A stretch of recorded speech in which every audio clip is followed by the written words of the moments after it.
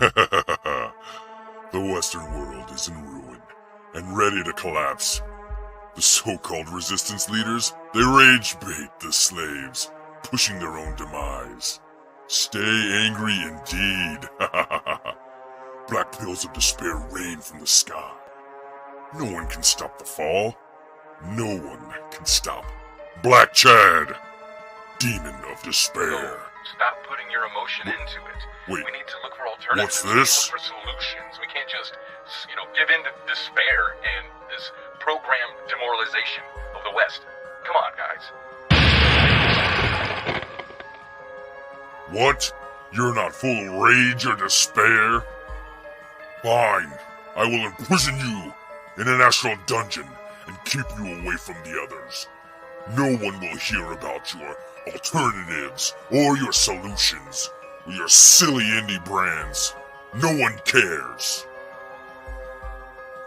The despair programming must continue.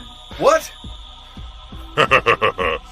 Welcome to Forever, nerd. You haven't won, Black Chad. Oh, yeah? I'll talk to and review every indie creator I can, and we'll fight against your despair. Even the bad ones? Yes, even the bad ones. Oh. You don't get it. I'm not trapped in here with you. You're trapped in here with me! Oh. Now on with the show.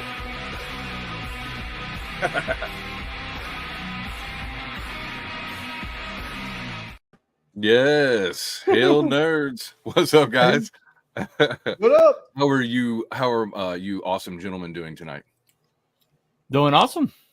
There you go. That's a good coincidence.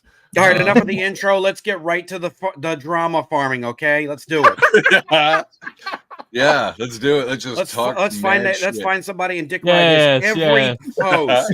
3-hour EFAP live stream. Well, I'll do a live review of this. Dude, that's cool. I wanted to get that. So if you actually do one, then I'll watch. So that's one of the reasons that I'm doing the show tonight. I've gathered a couple of reviewers. We got reviews and critiques in the indie market. Does it matter? And also, what's the effect? So, because I hear some channels be like, I don't like doing reviews because I don't get a lot of views on it. I want to boost the, my views and algorithm or whatever. So that's fine. But me personally, I like doing reviews. We've done a few now, me and Chris, and it's a good time. Especially when like the creator is like, hey, yeah, share whatever you can. Or when we had JVP on and we just watched his audio book with him, that was so fun. So anyways, I wanted to get your guys' perspective because, like, for instance, John, you've got like a whole channel basically just for that, or at least one whole show dedicated to doing reviews, right? So a little bit, excuse me. And it didn't really start out that way because when it started out, I was I was kind of following in Nerdrotic and Eric July's path of talking about pop culture stuff and occasionally reviewing stuff. I think I did start doing some reviews, and it was just a chance to give my thoughts on what I was actually reading at the time and what was coming out in theaters, on TV, and over time that kind of shifted gears. You can see that shift a little bit. I stopped talking about the pop culture stuff as much, and I started talking more about indie projects, and I noticed there was this deficit in between, say, the bigger voices on YouTube that were complaining about bringing attention to the fact of how the bad quality of what we see in the mainstream, and not giving reviews or viable alternatives for people to come across to give me solutions. Okay, we've identified the problem. What's the alternative?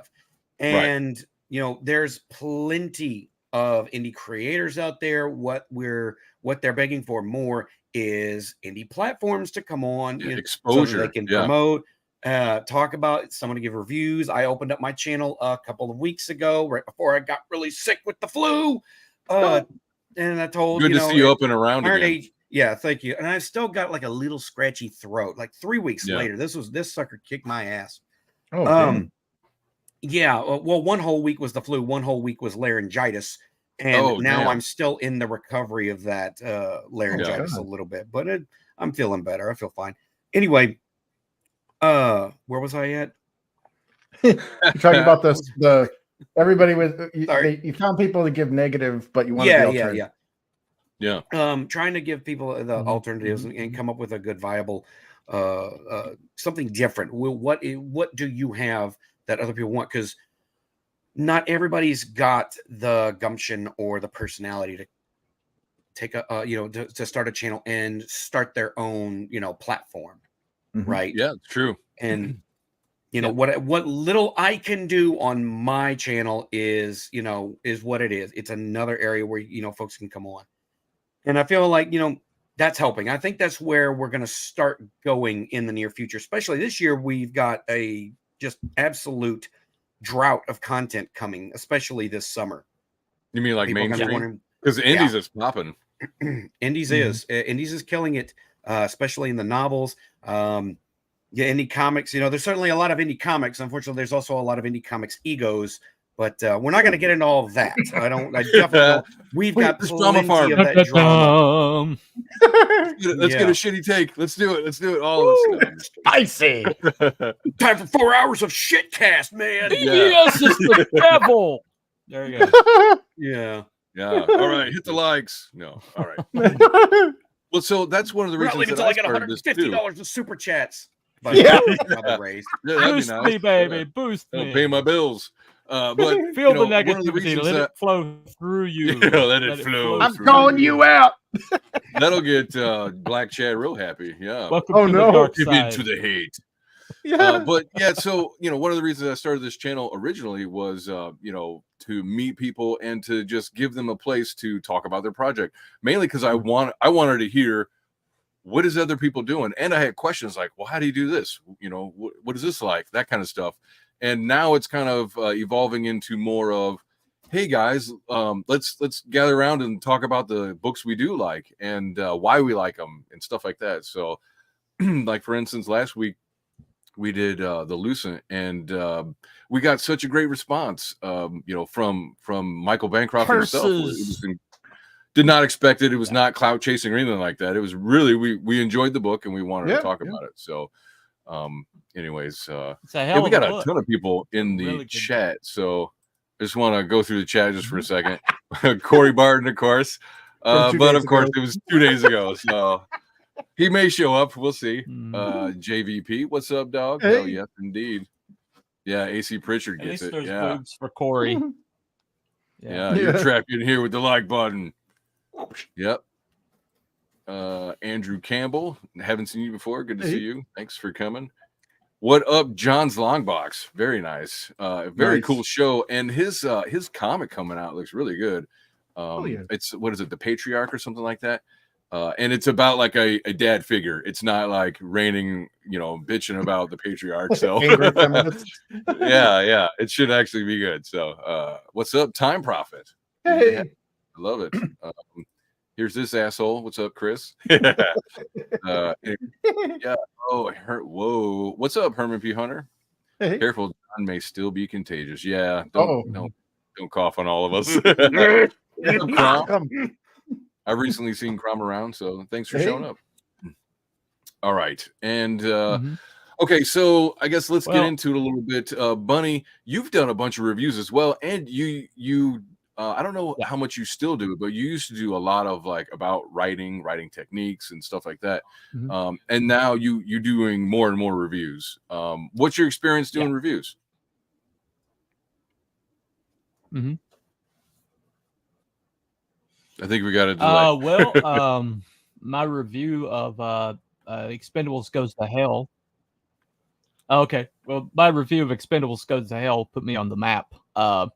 And got my AVS's attention, Of course, I made a snarky comment that he honed in on, but so I had to apologize immediately, get myself out of crosshairs. So it's a risk. It's a risk you take. You have to understand that I escalate depending on the person's resources that of who I'm addressing. and I kind of like judge accordingly. Like if somebody should know better or has the resources to do better, I will. Yeah. If my commentary is not going to hurt their bottom line, then I'll do a review. But if my review might make the difference between a sell or not a sell, then I won't do a negative review. I just won't review it. Yeah. And that's my philosophy. Yes, time profit. I'm aware. So, there you go. That's all right. My internet. Just got that hamster wheel running, dude. He's sweating. He's got Eye of the Tiger playing. Somebody cut the cord on the tin cans. Yeah.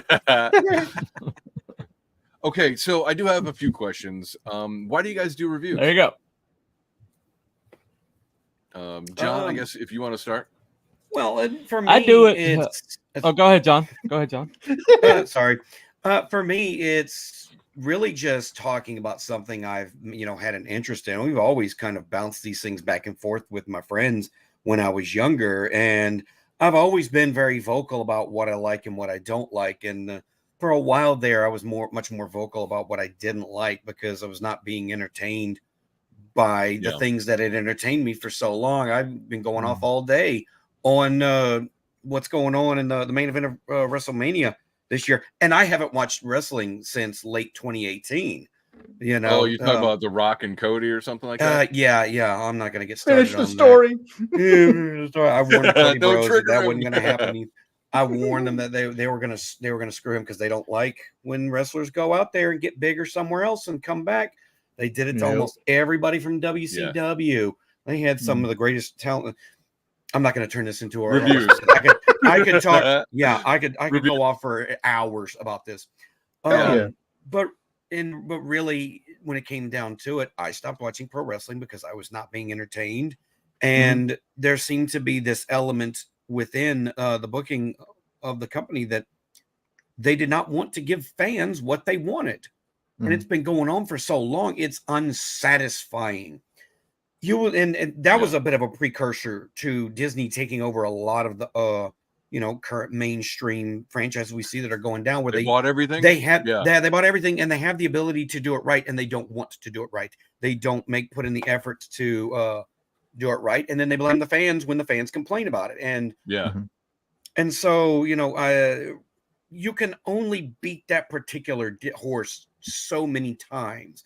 And you do see that there are a lot of people who while they may still like some of the bigger voices on YouTube, they also acknowledge that, hey, you guys never talk about something that you actually like. They occasionally do find something they like, but again, the alternatives do not come on there. So but I've always taken the adage that I'll just do it myself. Right. I learned that on going on vacations that other people had planned in the past, and it was always a disaster. And I've just got to be in control of these kinds of things. Right. Yeah. So I'll take control of my own platform, and provide it out there for folks. And that's done real good. And when it comes to reviews, this is just stuff I'm talking about anyway. Yeah. So now I've just shifted all that energy from mainstream garbage to the indie spaces where the indie authors, the indie comics, that indie musicians are doing their best. And every little bit that we can do to from my belief, every little bit that we can do to kind of contribute to this network of grassroots reviewers, and platforms, people talking about these things, the more that we do there, the more that we end up building up that alternative that alternative entertainment network that we're not getting anymore. Because we used to get reviews, and we used to go to websites, game magazines, things like that for their perspective, because we had this understanding that these were also people that enjoyed what they were doing.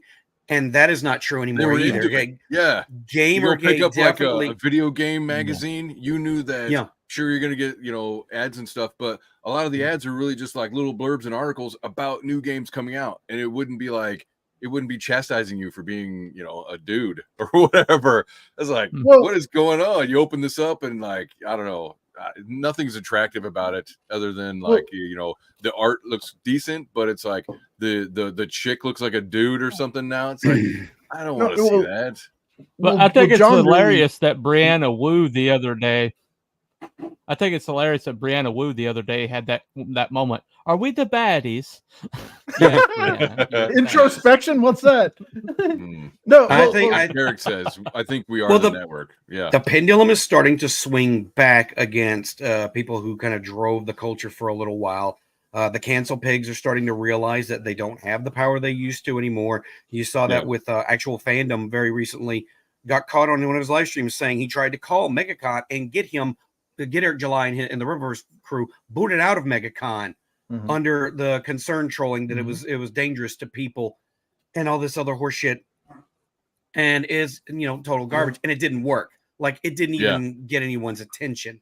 So some of the more vocal part, you know, there's a lot of people who did it only because it was popular and they could get away with it. Right now that the pendulum's going to swing back the other way, they're going to start to they're either going to act as if they never tried to do it to begin with, or act as if they were on our, you know, the opposite side the entire time. Don't let them get away What are with you it. talking Do about? not forget. I And do was not for it. forgive.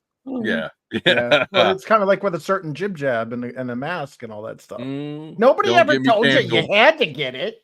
Don't Like, get me canceled. So that's one. So one of the things that I Well, found was yeah, like Taylor me- Lorenz, you know, Miss Taylor Lorenz is like, I never doxed anybody. I don't know what anybody's talking Yeah. about. Gina Carano's gonna sue her ass. It's too late. You don't put that gin back in the bottle.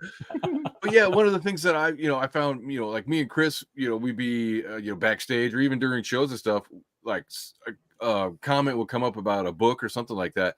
And like, I kind of want to talk about the book more, you know, but we're doing something else or whatever. And, you know, and then it became, well, hey, do you want to hang out and talk about the books we do like, you know, like, you know, regular fans, you know, it's like, Right. because we see people, yeah, they do their pitches and stuff like that. But what about after you get the book? And what about after, you know, a consumer reads it, and what do they like it? Or what, you know, what do they not like about it? All of that stuff is very helpful, in my opinion, for you know, not only just creators, but for other fans as well. It's like, so what am I getting into if I do spend $20-$30 on this product, or try to get invested in however much it costs? You know, if I try to get invested in this product, is it really worth it? What am I looking at going forward? You know, what's the genre? What's the type of, you know, that kind of stuff? And a lot of times people, you know, I think over time, if you do enough reviews, people will come to understand your opinion and viewpoint. And you know, they'll start to trust you, and that can be very valuable instead of just drama farming. No, well, So, dude, you know, just something What's I want to add. It was something that John had mentioned about the, you know, I'll just do it myself kind of thing. yeah, Like, I'll tell you, man, like, ever since all of my hobbies have been hijacked by this Bolshevik marketing that tells me that they no longer are interested in me being a customer, it got real damn depressing. And that's kind of what got me into creating my own comic was, you know, and I'm sure there are other people that share that same sentiment of, well, screw it. If they can't do it, I might as well do it myself. You know, what made me happy as a kid? And there's a thing that I noticed, like, what is a geek? Like, that we lost when it became mainstream. And it was when I was hiking a mountain in New Hampshire. Right. And on our way down, my family passed by these like 10-year-old kids or 12-year-old kids or whatever on their way up. They're in the middle of nature. They both have hands full of Pokemon cards, and they're arguing about which one is a cooler Pokemon in the middle of nature. Like, there's this huge, wondrous thing around them, but they are so geeked out over something that they think is the coolest thing in the world. And that's what I miss, and I want that back. That's what I love about reviews. Did you run up and hug them? Don't lose it. Yeah, don't lose it, kid. this. Because some purple-haired land whale's going to Dramatic tell you that rain you're... came out of nowhere. Don't lose Don't it, lose kid. it. Don't lose it, kids. Protect them Derek, at all I like costs. this.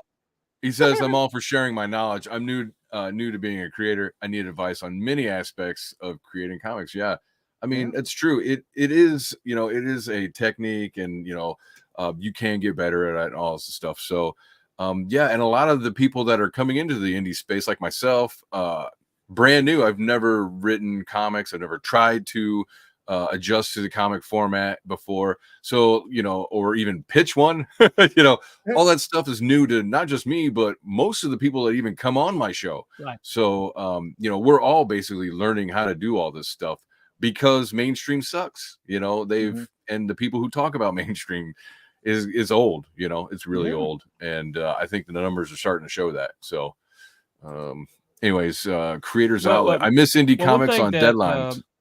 Where's your second issue, Chris? Oof. Ich kann es Zeit haben. No, yeah. Oh shit. No, yeah, it's on track. Hopefully, it'll be out by middle of this year. We're hoping. Fingers crossed. Yeah, that's the plan. That'd be great. Yeah. Sorry, Tbunny, what were you trying to say? Yeah, sorry, man. I know you're on a delay. It's fine. Or too much of a delay? Well, one thing that I think that it means to me, though, but sorry. It's all right.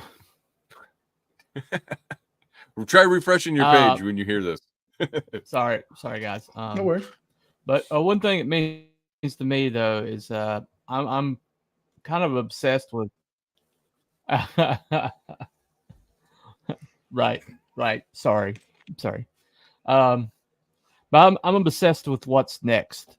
That's why I did my show about what's next, and I think honestly that picking over the mainstream is good for the algorithm. It gets you clicks. It makes you money. But it's basically putting yourself in a dead end street because this stuff's going away, and it's going away at a ever increasing pace. And I want to know what's next up. I want to know where we're headed, and where we're headed is the Indiesphere. Is in the Indiesphere somewhere. What the next big creator is in the indie sphere right now. And I don't think it's one of these guys that comes out of the mainstream. Okay. I mean, they've had their shot, and what we see from them is pretty much the same product we'll get from DC and Marvel. It's the same style. It's the same mindset. What I'm looking for is people like my friend Shadowpunk here, or like you, Aaron, and Chris over here. I'm looking for people who basically have a passion project, and they're not going to make a lot of money on this. They're doing it only because they have to get it out. They have to do it. And it's passion. It's pure passion. It's love. It's years and years and years of curating your own love for these things, and watching them get killed and destroyed and murdered and mutilated and worn like a skin suit by the mainstream. It infuses you with kind of like a determination that you're going to replace that. And that's the passion that I'm looking forward to. That's the passion I'm looking for in creators. And doing reviews, and when I see something good, making sure other people know about it is my way of lighting a candle and pointing people in the direction of the future and away from the past, because everybody needs entertainment. And the entertainment has just committed suicide, committed Harry Carey, had soaked himself in gasoline and lit themselves on fire. The mainstream entertainment is not entertaining anymore. Like, I don't know. I don't watch most of the stuff that I watch now is like old movies or even old TV shows. Like I don't see anything interesting that's coming out soon. Actually, that's, I'm going to take a little bit of that back. I did find there's something on Netflix. They're doing like historical dramas or whatever, and they did one with the Vlad Tepes versus the Ottomans. That I'm enjoying. It's not too bad, you know. It's kind of soap opera-y, but they also mix in like battles and all this shit. That's cool. But other than that, like Disney and shit, not even what's coming out next. Echo, I think I've seen stuff. I don't care, you know. So instead, I like to kind of focus on, you know, what you guys are doing. You know, that's more important to me and more interesting. Like I would rather see somebody who Aaron, cares about what they're doing. You know, she's indigenous. She is missing a limb, whoa, and she's deaf mute. Come on, man. Wow. Come on. Yeah. wrong with you? How can I not like it? Yes. Time what's wrong with Prophet you? asks, did you draw your backdrop? I did not, but that is airbrushed. Yeah, I have a friend who does museum pieces and stuff, and he wanted something fun to do, and he heard me talk about my project, you know, redoing my streaming area, and he was like, "Oh, dude, let me give you a badass dungeon." I was like, "Sure, don't let me stop you." Hell yeah. So, That's nice. yeah, Castle super fun. Grayskull. Yeah, basically based on that. Yeah, headed tell to you, a parallel. That's Go the ahead. thing that that was easy for me, was once I realized that so much of the mainstream was beyond, at this point where it was not even worth giving it the benefit of the doubt. That's what that's where I come into conflict with a lot of my normie friends on my personal Facebook page. That's all I've had that for a while. Is the vast majority of them are so normie-ish. They're in what I call the just enjoy things crowd. Oh god, And it's like, Yeah. they You're feeding the machine. there's no critical thought. You know, they haven't really caught on that these things are bad. And if they really just don't even discern things that are bad, they sit, they watch, they're consumers. Yeah, You know, well, a and leaf in the stream. They just kind of yeah, go with the they're flow. Well, what's just, that meme from Red Letter Media? Don't ask Yeah. questions. Get just excited for consume next product. Yeah. Yeah. It's just like that. But you know, you also have to understand they don't listen to what we're saying either. And that's kind of the market that Disney has kind of gone after, is the more normie-ish market. And it's just, they had the nerds and the normies for a while, but they're kind of they've lost the nerds, especially the older ones who had, you know, disposable income and were much more invested in this, and now they're starting to lose a lot of the normies. Now, a lot of them, the normies aren't going to come on and do live streams for an hour about how much they didn't like something. Right. They're just going to tune out, or they're Yeah. going to lose interest. And you know, inevitably, this phase was bound to kind of happen. I didn't think it would be so light speed. You know, it's just losing life. It's just one bad product after another. Yeah. And for me, it was easy to shift the energy I used to take for gotta watch everything and, you know, see what's coming out. Give this a real try. I got tired of giving it a try and being disappointed every time. Yeah. I left pro wrestling long before I left a lot of these other projects, because pro wrestling went down quicker and before these other projects. And now I've shifted that energy to the indie spaces and think, and it's been very rewarding. And while I'm just still getting into indie comics, you can see all these indie books that I have up here. Oh yeah. Most of the books that I've read in the last 2 years are just indie books, and they're some of the best shit that I've ever read. It's not fair to say, oh, this is good enough to be traditionally published, because a lot of traditionally published books coming out are very normie-ish and watered down and too formulaic. Maybe? Well, did you see what I was laughing about on my Twitter page not that long ago? Somebody posted it's a trad pub book, and it's about it's a scene about a couple laughing about the size of their baby's testicles, and then they don't show it on the screenshot, but right after that they get into a car crash and the baby drowns. It's like, What the hell? I kid you not. I'm like, what the fuck Why are would you you guys doing over there? Why would that even be a subject of conversation unless you're Yeah, talking about, you know, no. like Who brings circumcision this or up? something? Like, And then Like, that's apparently, so weird. apparently some parents are like that. Like, Yeah. come on. I don't know why someone would do this. Hey, Bearded Darkness, good to see you, man. Good to see you. I saw him Love earlier. that. Oh, Talk about awesome. another guy who's absolutely loving reviews, what right? the indie space is yes, doing. he does. Yeah. You know, it's funny, jumps John. in. You're sorry to interrupt. You're like for you doing novels and shit. that's Chris with comics. Like he has racks Yeah. and racks and racks and racks and racks and racks of comics. It's ridiculous. I've seen them. So Yes. yeah, I I need believe help. your passion for the indie space for sure. In fact, that kind of stuff has inspired me to buy more books. You know, I mostly listen to audiobooks, but I will find the time to sit and read a good novel. Like I don't have a problem with that. But and so like listening to like Dragonlance and some Forgotten Realms recently, and I'm like, yeah, but you know, this stuff is like 30 years old now. I kind of want something a little different, you know, that I haven't read before or haven't heard before. So yeah, That's I'm with you. one of the biggest compliments that I have received from several reviews, especially very recent reviews for my book, is how much it reminds them of what it was of reading Dragonlance 30 years ago. Yep. It's not like, and I was not Oh, aping yeah. Dragonlance, but it's just the tone and the feel of the Sure. world that I crafted. Yeah. What they got, Blanley Pardoe said it felt to him like reading 80s fantasy again.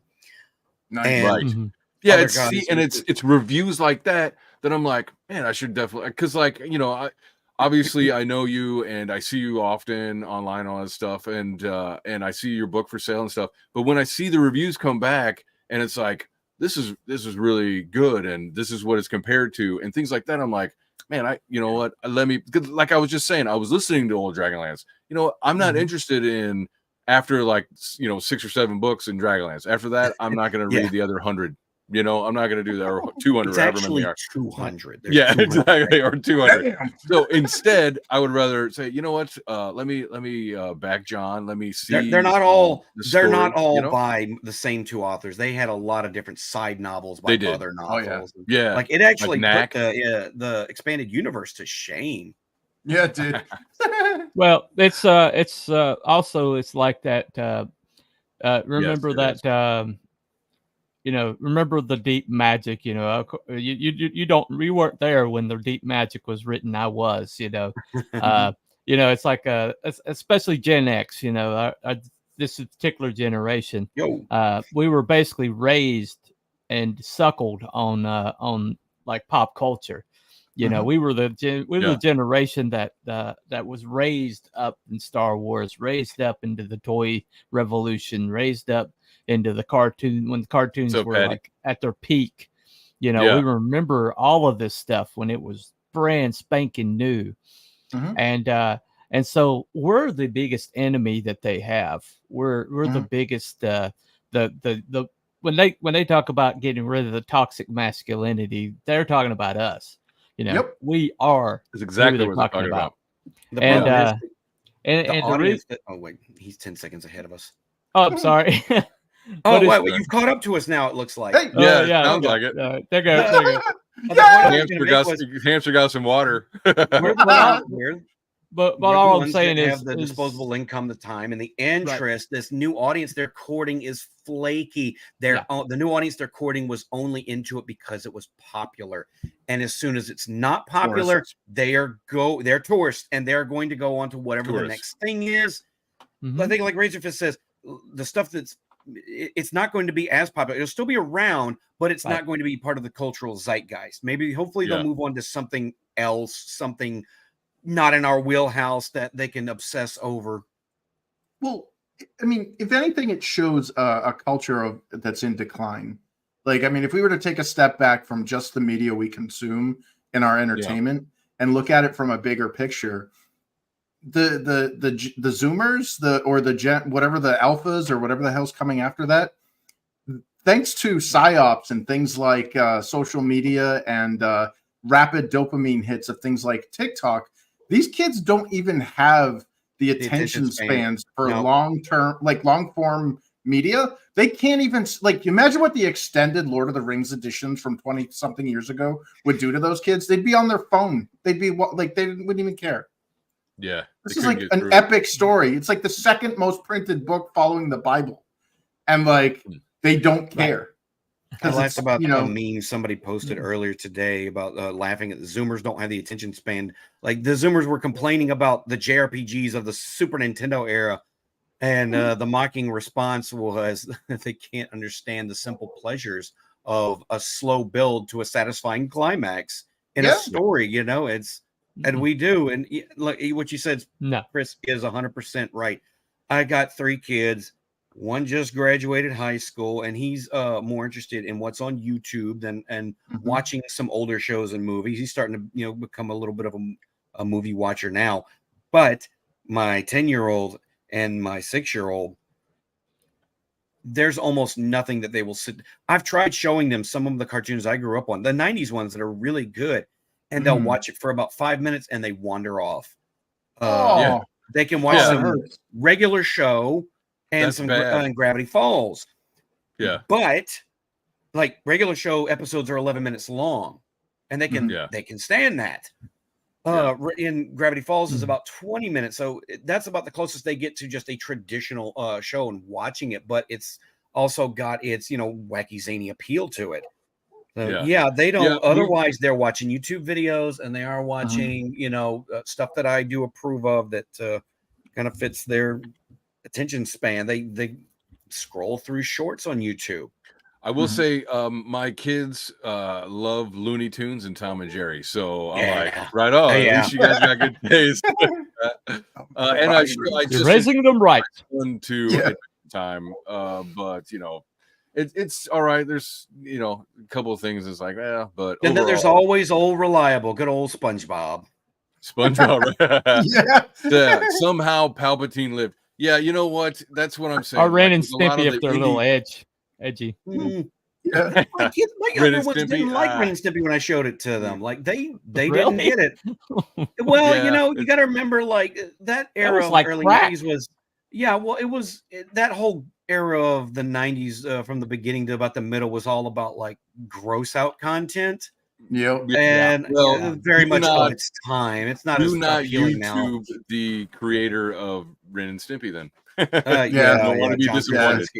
But that guy has. So he's a left nut job. Yeah. So like Herman P. Hunter is here, you know, he's like, somehow Palpatine lived. Yeah, you know, that's the kind of shit that you're getting out of the top billing directors and writers out of Disney. You know, it's like, so you're gonna tell me like people who are first time creators getting into this, you know, they're making better dialogue and more compelling stories than these guys out here, you know? It's like, come on, dude. Like, what's the point of watching Disney anymore? You know, other than like the only reason, like, for instance, we have Disney every now and again, but it's not, it'll be like we'll order it for a month just because like my kids want to watch, you know, like one of the old classic cartoons or something like that. So we'll turn it on for a minute. But otherwise, no, dude, we're not constant subscribers to Disney at all. You know, they have nothing new coming out that's interesting because of that shitty ass writing. So I mean, come on, somehow he came back or whatever. Yeah. So Patty says it's a double-edged sword. I want more people engaging with stuff I love, and especially the stuff I make. It's just unfortunate they want it all homogenized. Everything has to be a Fortnite meetup. Yeah, you know, you are going to see a lot of like very niche and eccentric pieces, you know, between novels and comics. There's going to be things that, you know, are not going to fit the formulaic, you know, what you get out of the mainstream. You're just, you know, either because it's amateurish or because it's something original, and you kind of have to look at it that way. Yeah, I didn't mean to cut you off, but like, no, go for it. It reminds me of a tweet that I actually that Rini of all people replied to, and I replied back, and she liked my analogy, which is, it's ironic that the very businesses that latched on to this concept of curation and safety of a property, you know, to make it sellable, to make it more, I guess, homogenized or marketable for a broader audience, ends up killing the product in much the same way that you want to stop a wilting flower or protect a flower from wilting by locking it away in a dark room with no sunlight. Well, and that's what's happened to our modern. Right. Well, that's our modern media. Like, everything is so homogenized. There's no edge on it, and the indies are the ones that gave us that shit that we used to love. Like, do you remember Liquid Television back in the 90s when they had the Mac and they had talk about eccentric? Yeah, but it was so sharp and so edgy that like there were a lot of misses, but the ones that hit, those stuck.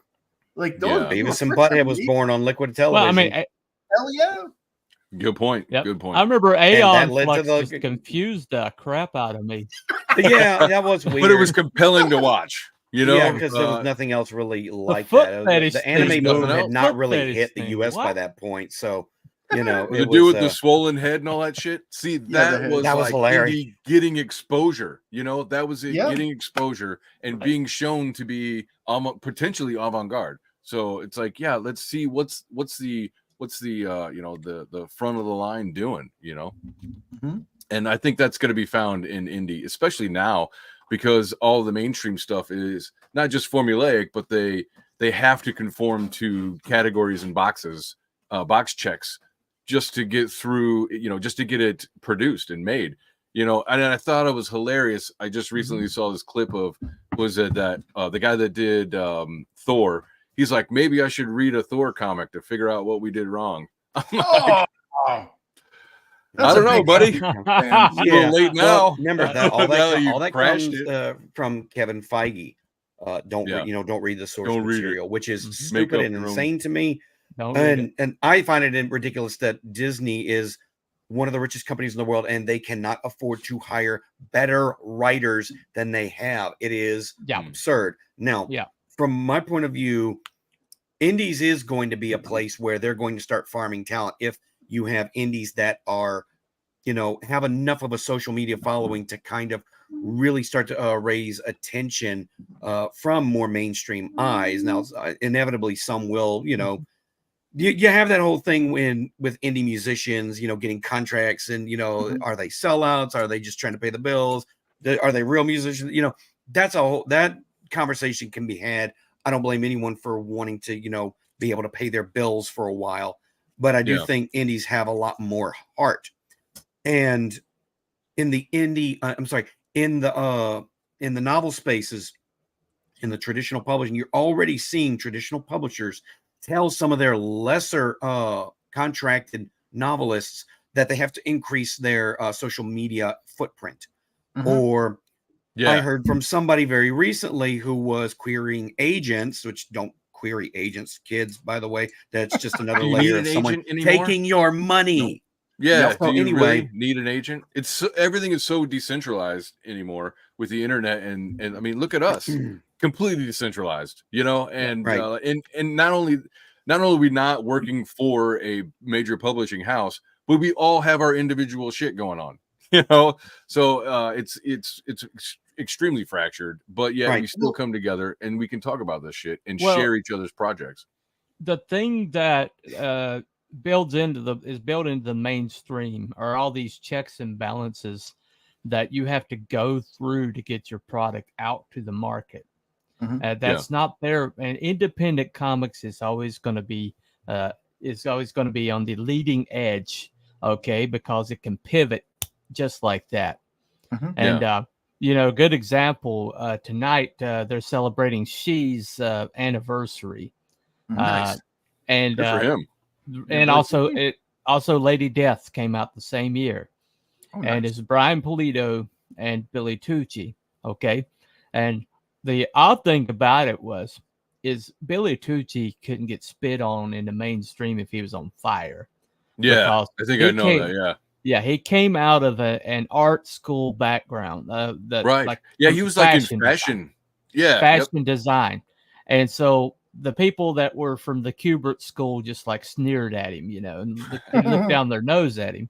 And so he was saying, okay, so he basically built this, he had love of Japanese culture and Yeah. love, especially kabuki girls. And Yeah, he and also the liked female body. samurai. Yep. And he like samurai, and he combined those two and Fuck created yeah. this gorgeous chick named She and Ishikawa. And next thing you know, the mainstream, because he went to these he went into debt. You know, he got money from his family to Yeah. make his own comic, and he went to cons and he sold them there, and people started getting their hands on this thing, and it And looked word of like nothing on the market, and Right. suddenly within the course of about 5 years, suddenly you sell scantily clad fashion forward bad girls everywhere. Yeah. Yeah, Nice. it's true. He It's 100% true. well, I remember that. Yeah, and then Yeah. Brian Polito a little later, he went even edgier and Yeah, he even more did. scantily clad. Yeah, But just but pasties, at that point. exactly. And next thing you know, Image Comics happened basically because of Yeah. because of Mhm. this Yeah. movement. And Well- there you go. But Go ahead, Chris. But that's what indie comics. That's what indie period. The indie sphere. That's the advantage that it has. Should And be that's- doing. Yeah. Well, just to like what you're saying, like about the indies having that, that ability to kind of be on the vanguard, like Yeah. something that John had mentioned. He is like, well, why can't with all of Disney, for the life of me, with all their money, how the hell do they not get good writers? The problem is, and I can lend some insight into this because I worked in the TV stuff, I worked in the Yeah. video game stuff, I worked with writing. Okay, the quality of the writer is not the problem, because as much as we like to make fun of so and so as a bad writer or whatever, a lot of the times that's not even the writing. Like, their name is just attached to it.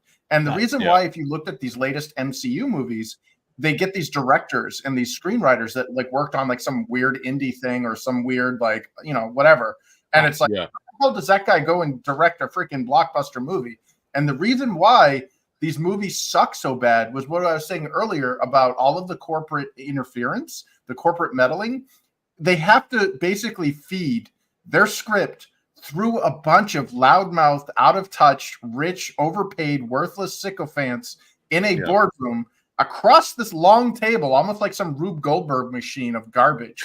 And it goes through that and it shits out the steaming pile of whatever we actually see on the screen. And it Yeah. sucks so bad. It is soul destroying for a Well, what is it? screenwriter or Is an it- artist. Oh, sorry. The rise of Skywalker. What they had, Oh, like Lord, they basically filmed like 4 movies, and then like they kept cutting it up and changing it and trying Well- it again and doing all this. They had like So- 5 endings or something. I don't know. Well, I have a bone to pick with J.J. Abrams. J.J. Abrams, in line. we all do. well, We J.J. all Abrams, do. he is the master of build-up. Like, I have a lot of respect for his ability. Hey, His Bryce. mystery box thing. Like, Yeah. the mystery box Yeah. is a great device when used like appropriately, because it's the hook. And if you've noticed with all of J.J. Abrams stuff, he does a really good job in the opening scene. That the build-up where you're like, okay, I'm now interested, I'm now engaged. His problem, though, is like watching an Olympic level parallel bar sport where the chick, instead of landing perfectly on her feet, does a face first nosedive and snaps her neck. They can't cinch that landing. And there's a reason for that. It's because he doesn't, and I've seen this again in my Build up like, with I've no gotten payoff. I've gotten in arguments with with writers and with people, because like, I don't know, maybe I am borderline autistic. I don't know. I'm a freaking nerd. But when I Apparently look at everything's something- autistic anymore. So We you're all fine. are. We all yeah, are. Yeah. well, I want to know, like I worked on this one game where I'm working with this writer, and he's telling me a story, and I'm like, well, what about this? What about that? Do you have a timeline? Do you have what's going on in the world? Like, if there's this alien invasion that destroyed this planet, and this game takes place in San Francisco, what's happening in China right now? What's happening in Europe? And these questions couldn't be answered. And I'm like, okay, we got to write this shit down. So I started making a wiki, and I categorized it all. And I got told I sucked the fun out of the creative process. And it's like, well, we got to leave enough room for interpretation. And this is the shit disorganized mess that happens in these too cool for school screenwriter hipsters that work in the corporate level, where they make up a lot of their shit on the fly based on whose ass they're trying to kiss in the boardroom, or what's cool in the market this week, or something like that. And it turns out you don't have a coherent story when you start making this like hodgepodge of garbage and being like, well, this is cool and this is cool. Like, do you remember making fruit juice as a kid? And everybody's like, how do you make fruit juice? And then there's that one kid that's like, oh yeah, just cram a bunch of fruit into the freaking blender, and it comes out, and the thing you get tastes like freaking battery acid and diarrhea. And there's a reason for that, because all of that shit doesn't work well together. You need to have a harmonious, coherent story, beginning, middle, and end, plot building, all that stuff. And they don't map that out. And that's what I love about like indie people, where they're like, I don't have meddling. I don't have 60 boardroom members telling just me I focus. change my story. Yeah. Right. It's the difference Sorry, of I was- creativity by a committee versus a singular visionary. Exactly. Creativity through Soviet. Andrew Campbell says times are bad. Children no longer obey their parents, and everyone is writing a book. Marcus Tullius Cicero or Cicero, depending on how you The pronounce more it. things change, the more they stay the same. Yeah. So, all right. So, I got a question for you guys. You were kind of hinting around about like shitty stuff and all that stuff. Have you guys ever given "This is bad" review, or do you only do reviews of stuff that you like? Generally, most of what I read, I do end up enjoying. Yeah. I have very, too. very seldom in my life come across, in novel reading at least, books that I really genuinely dislike. There's a couple of them. Forrest Gump is one. That book sucks ass through a fucking straw. If you ever want to hear that question, well, the book is always better than the movie. Not Forrest Gump. Yeah. I need to make I have a video on that I've been sitting on for a little while that I'm got to get around to making the worst books I've ever read, because there's some I have come across, and I haven't reviewed one that I've genuinely disliked. I've read some that I've enjoyed for a little bit and then put away, and then never felt like, I never really thought about them again, because generally it was just like there's this one book I reviewed called The Orc Ranger, and it was an interesting concept about fantasy races in the Old West, but the guy never cool. really it's not bad, but it's good premise. It's just kind of it's a better premise than what the execution is. It's functional, but the guy doesn't really do anything really interesting in it. It just kind of plays out like a regular Western, not a particularly compelling one. It's okay if you want to kill some time, but there's definitely better books that I've read, and definitely better than Westerns that I've read, like Ryan Williamson's The Widow's Son, great independent weird Western. And he's like, nice. I'm actually reading his next book, a military sci-fi fantasy that's going to be coming out next week, called Doomsday Recon. And nice. Are you getting hit up? Do people hit you up to do reviews? They're some like, hey, do. Will you please review it? No one pays me to review it. They just send me a copy. You get that check, John? Yeah. And I say, look, I can't promise I can get to it in a timely manner. Eventually, at some point, I will try and get to it. But the stack is getting kind of big. I ain't going to lie. Some of these I meant to get to last year, and they're staring me in the face. We Break Immortals right here.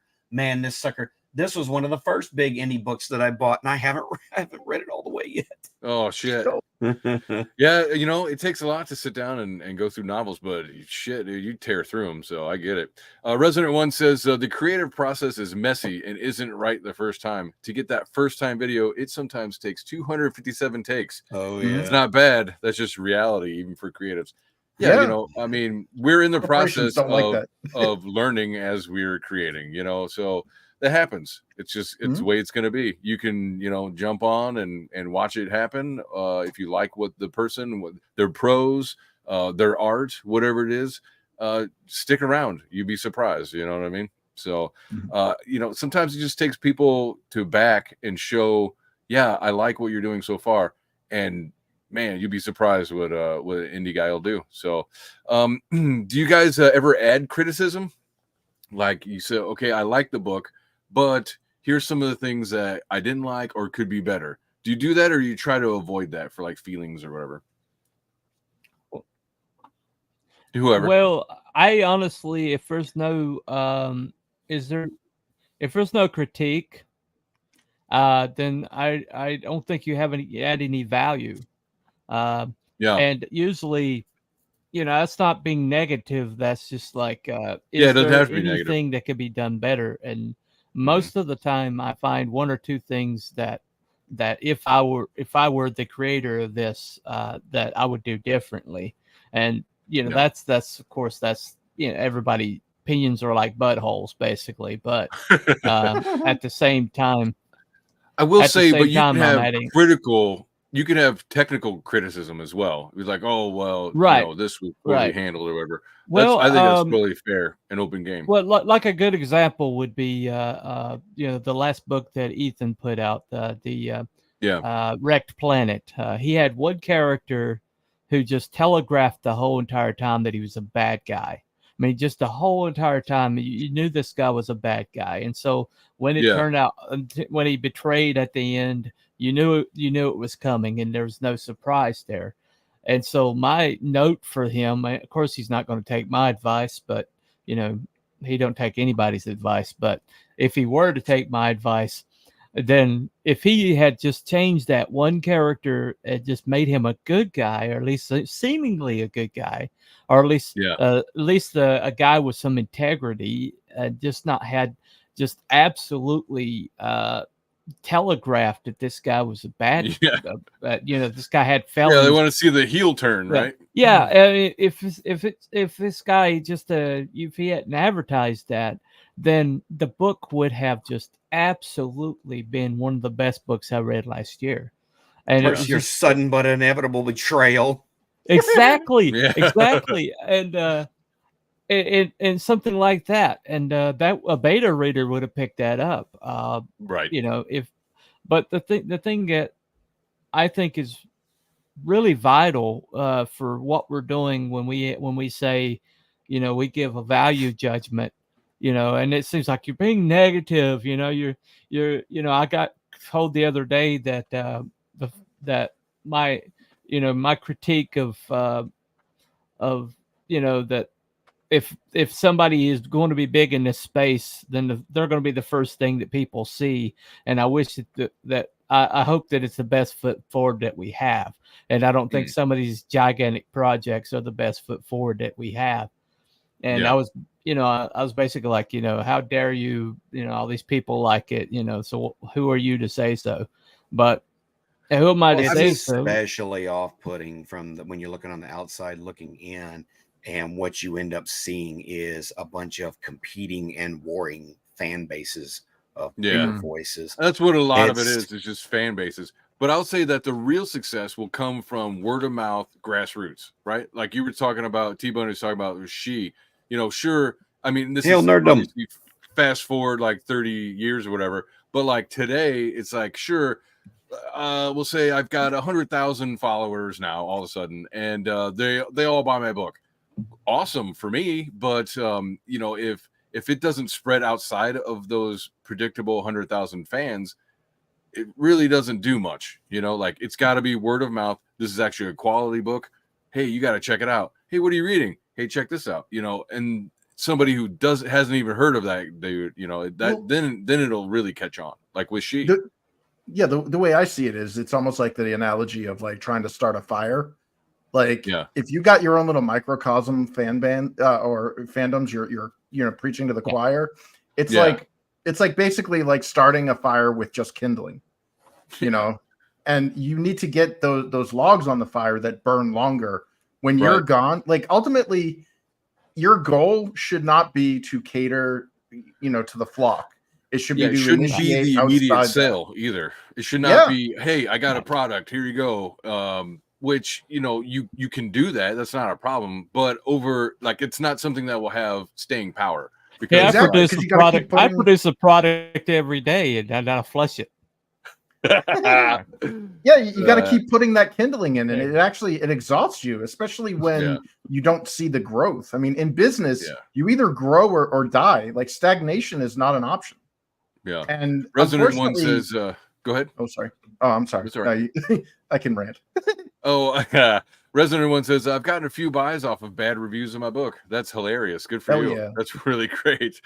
Let's see. This should be talked about. Dude, I'm actually putting together an awards commission for TTRPG games to include a rubric that will levy some good criticism, not just taste making, a term I abhor. Yeah, exactly. It's fine to talk about, hey, I like this, but there's nothing wrong with that at all. In fact, we did that during the Lucent. I basically like the whole damn thing, but at the same time, there was some stuff I was like, I didn't really care for this, or this didn't make any sense and stuff. And, and when he restreamed it or, did his kind of EFAP or whatever, he was, explaining some of this stuff, and that was cool. But what was great is that he was also like, I've heard a couple of these things from other people. So, it going forward, it's going to change. That's great. That means that an already good product will get even better, Well, and he wasn't like butthurt about anything, so that well, was great. you can't be like my day job. I'm a UX designer. Basically, I'm user experience. I advocate for the dumbest guy in the room. It's usually me, but like you could have the greatest product in the world, but if nobody knows how to use it or it's inaccessible, it's worthless. So Yeah. negative criticism Yeah. should be stuff that you want, like that. You shouldn't be like you got to separate yourself from your work. If somebody says Yeah. your shit sucks, they're not saying you suck. Right. Or I don't like X. That doesn't mean they don't like you. And the thing is Right. you should be using all of that negative feedback. And I'm sure some of it is garbage. Some of it is, ego-driven hatred, whatever. But qualify it. We've heard of quantitative analysis. Well, there's also qualitative analysis. Yes. You need to be able to get all of it, get all of the stuff in there and be like, hey, I just sold one copy of my book and I'm being nothing but praised. What the hell is wrong? And then somebody says, that's not good. I don't like your book because of X. Maybe you should look into that. What am I doing wrong? Yeah, exactly. Patty says, I am partly concerned, and this is interesting, right? For people who are thinking of doing reviews. I am partly concerned that it will hurt some of my new creator friends' feelings, but I have faith that the majority of them will appreciate having some integrity come to reviews and awards. Yeah, I mean, dude, just do it. Just do it. If they are so harshly hurt by criticism of their product, then that's not really your fault unless you're being a dick. Like it's kind of like, here's some criticism, and they're like, how dare you? That's more of a personality trait than your fault. But like take it all. Sorry. If you can't handle criticism from a friend who's trying to break it softly to you, how are you going to handle it from a complete stranger who just comes in and completely eradicates you? My most recent review is one of the best ones that I've ever gotten. From Nerd Dumb. His last name, Thanks for stopping by. Sorry, good to see you, Nerd Dumb. He just started up his I think his channel started up not that long ago. He's a fun little streamer to interact with. Anyway. Yeah, everybody go subscribe to Nerd Dumb. It's NERD space DUMB. So anyway, Luis gave me an interview, not an interview. He gave me a review, a very long one, but a very good one, and where he admitted, and a couple people have told me that the beginning of the book, my prologue and my opening chapters feel like it's a little slow to chug along. Admittedly, that you've got to do the world building and a little bit of the front half before you start. Right. So I agree. Probably, I don't know where I could cut it to make it quicker, but he flat out hated my prologue. Like he just thought it was plotting. It wasn't completely useless. It did dispense some information, but he didn't care for it. And he said he was glad he picked it back up because once it got rolling and then he got to the end of the book, it was one of the best books that he'd read. And that when he closed the book, he felt happy. And I'm like, that's all I really want anybody who reads my book to have. That's the only thing. I'm not trying to play gotcha. I'm not trying to make you break your heart or make you cry. Yeah. When but do you my feel dad good always said, when it's over? Yes, my dad always said, you don't get a second chance to make a first impression. So when it came to creating my debut fantasy novel, even though I have more planned in the same universe and a sequel, I try to make it feel complete. I try to make it a crowd pleaser. Yeah. And he gave me the honest feedback that, hey, your beginnings are a little slower. So I'm on book 2 now. And, guess what? Their prologue's shorter. There's less work. There's a little less the lore dumps. And we're moving really quickly. Yeah. Right. There you go. Yeah. It's like I heard I crammed a lot in my book. I completely agree.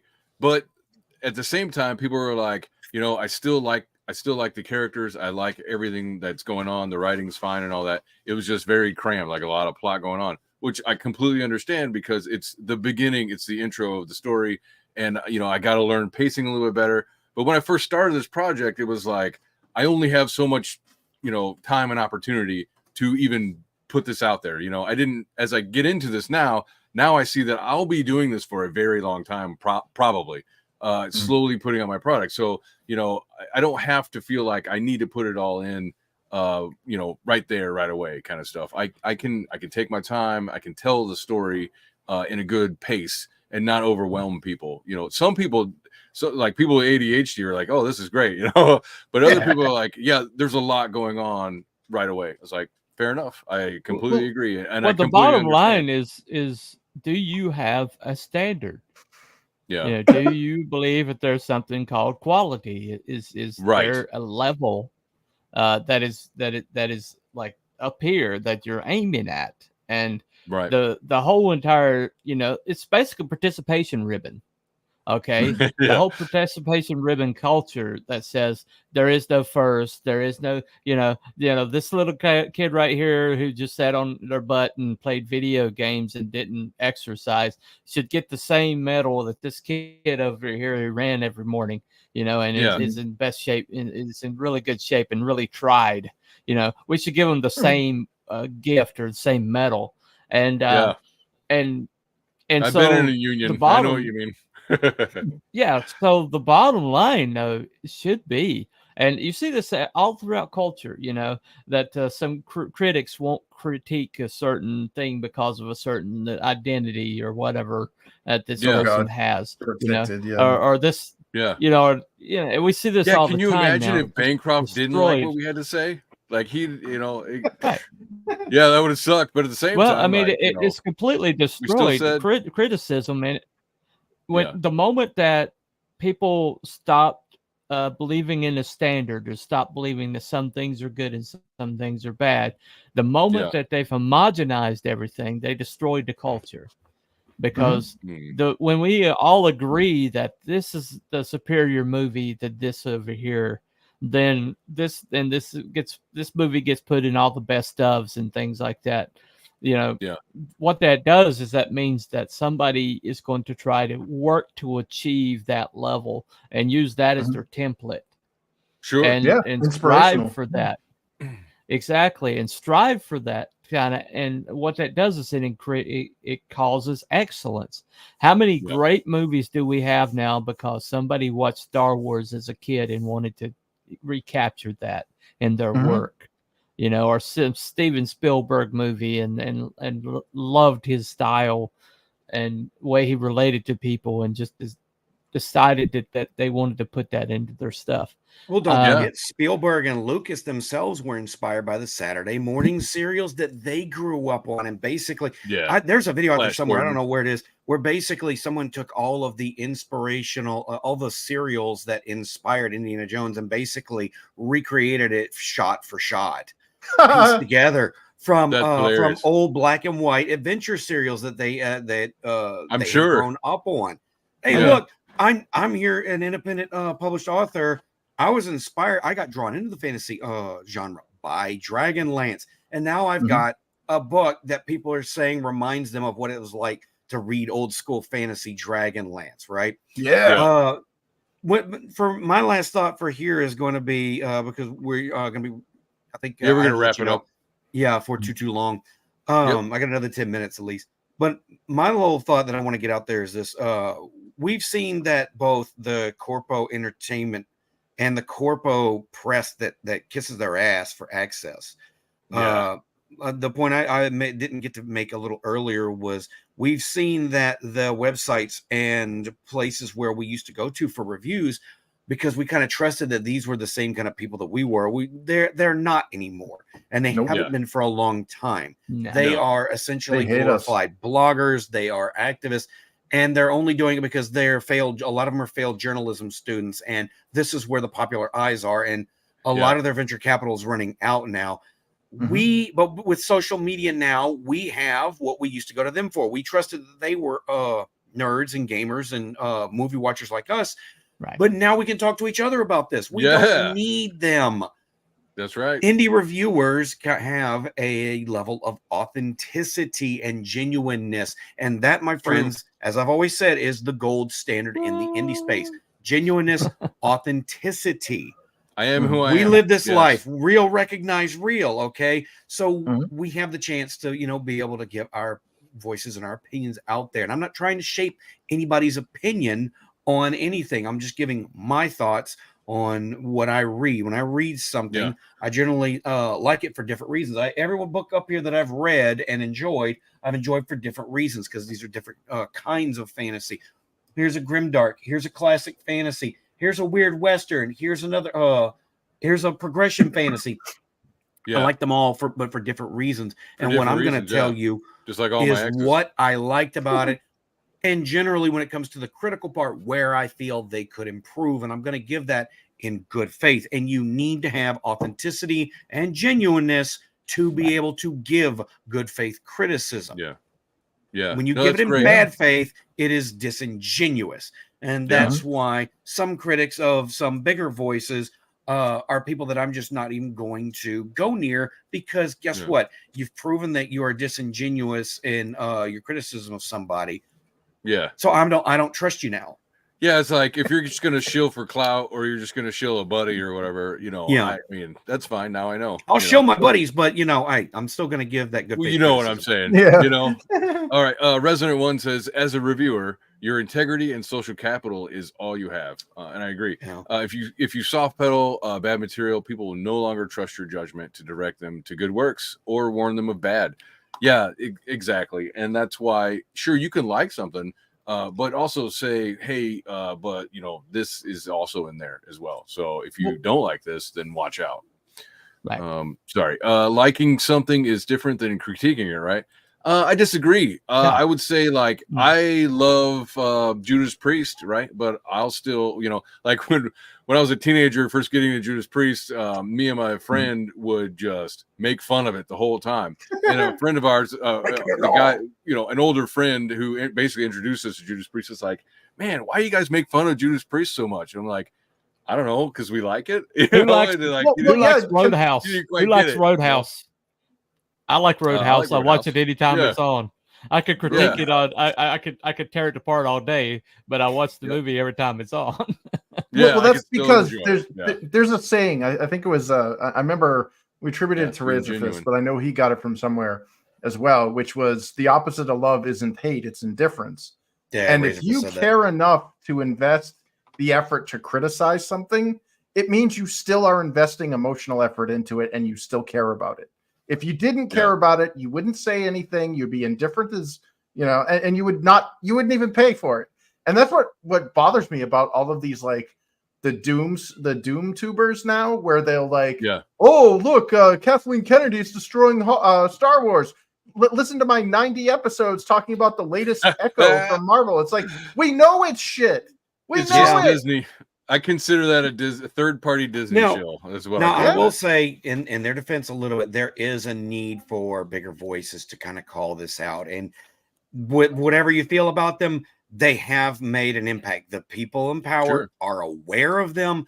And a lot of these channels that have been doing this for a while, especially we're in and around the Fandom Menace, they're still growing. Gary from Neurotic is about to hit 1 million views, a million subs. I mean, would not be happening if he was not saying something that people were listening to and agreeing with. Yeah. Critical Drinkers, I think isn't he over 2 million subs by now? Oh yeah, probably. I like him more than Movie Bob hates his guts, but he probably hates his guts because the Drinker is much more relevant in the same space I like that Drinker. he's in. Yeah. No one's listening to Movie Bob. People are listening to Critical Drinker. Like I would like I when I got into all this, like I saw the Doom tubers or whatever, and it wasn't so much of a hypocrisy as I got tired of hearing about the bad. Where's the good? Because it's like this latest Star Wars movie sucks. But why are you in the movie theater with a big R2D2 bucket, like taking photos of yourself? Like you're feeding. Like companies don't give a shit what your opinion is. They only care about your money.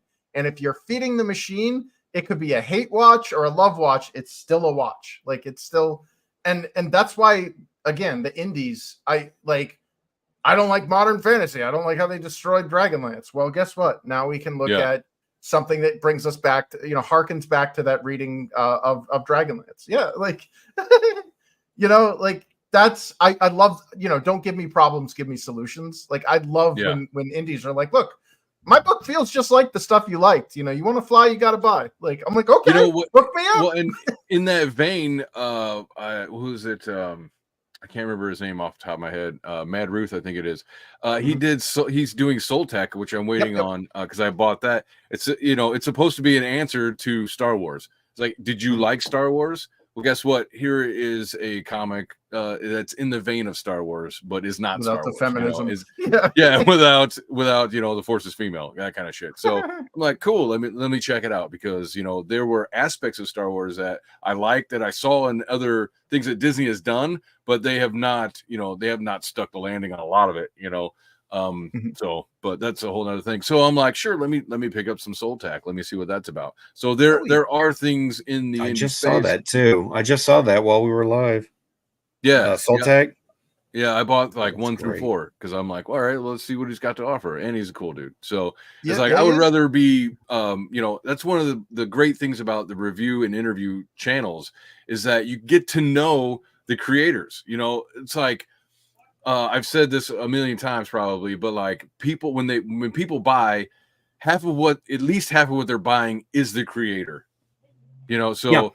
when you That's, put I yourself think- out there and people get to know you, they get to say, oh, okay, this guy, I could hang out with this guy, or whatever, or I agree with this or that or whatever. Let me see what he has to do. What is his art? What does he have to say in these things? So and I love it because I don't know that about Disney. The people who are making Star Wars now, I couldn't have a conversation with them. They don't even like people like me. No, and these days, the more you find out about the people who make the modern stuff in Hollywood, the less I like them, the less "Ugh." interested I am. Yeah. And they that do is hate you. Yes, they do. Yeah. They do. They genuinely hate you, and it's best to give them nothing but the back of your hand, like I like to say.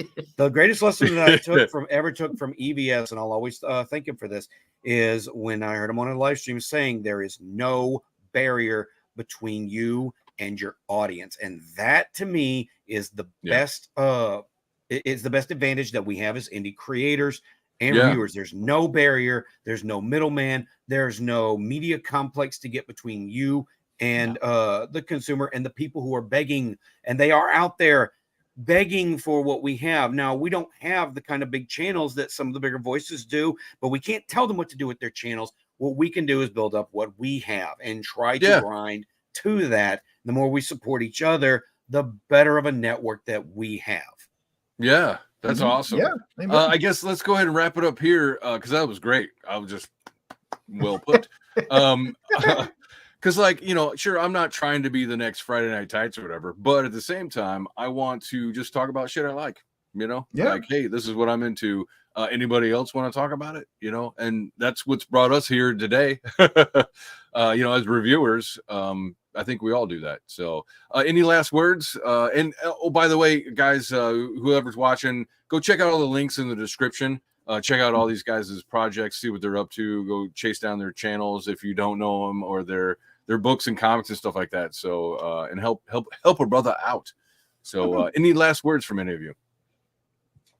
Totes my goats. Yes. I don't know.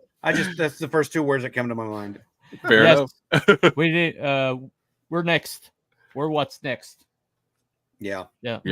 Stop paying Fair attention to enough. the mainstream and start looking at what's happening now.